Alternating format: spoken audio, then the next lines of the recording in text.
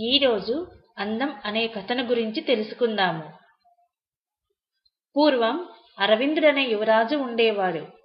అతడు ఎప్పుడూ తన అందం గురించి గొప్పలు చెప్పుకునేవాడు. తనను కలవడానికి వచ్చేవారిని నాకంటే అందమైన వారు ఉన్నారా అని అడిగేవాడు.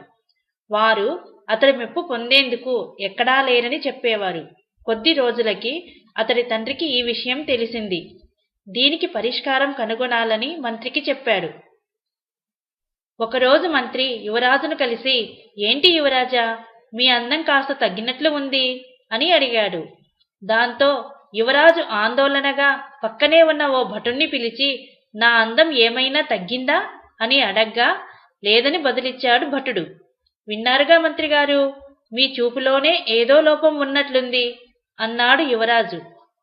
లోపం ఎవరిదో చూదురుగాని అని చెప్పి మంత్రి ఓ పెద్ద పాత్ర తెప్పించి అందులో నిండా నీళ్లు పోయించాడు. భటుణ్ణి పిలిచి దానిలో నీళ్ల ఎత్తును గమనించి వెళ్ళిపోమ్మన్నాడు.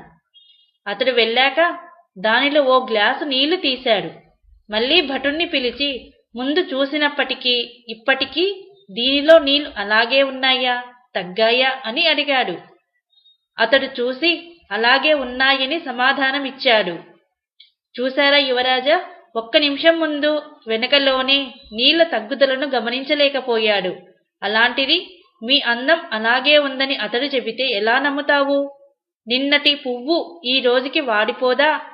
రోజులు గడిచే కొద్దీ అందం తరిగిపోదా అన్నాడు మంత్రి.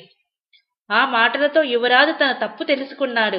కాలంతో పాటు తరిగిపోయే అందానికా తాను ఇంత ప్రాధాన్యం ఇస్తున్నది అనుకుని ఆ రోజు నుంచి రాజ్యపాలన మీద దృష్టి పెట్టాడు.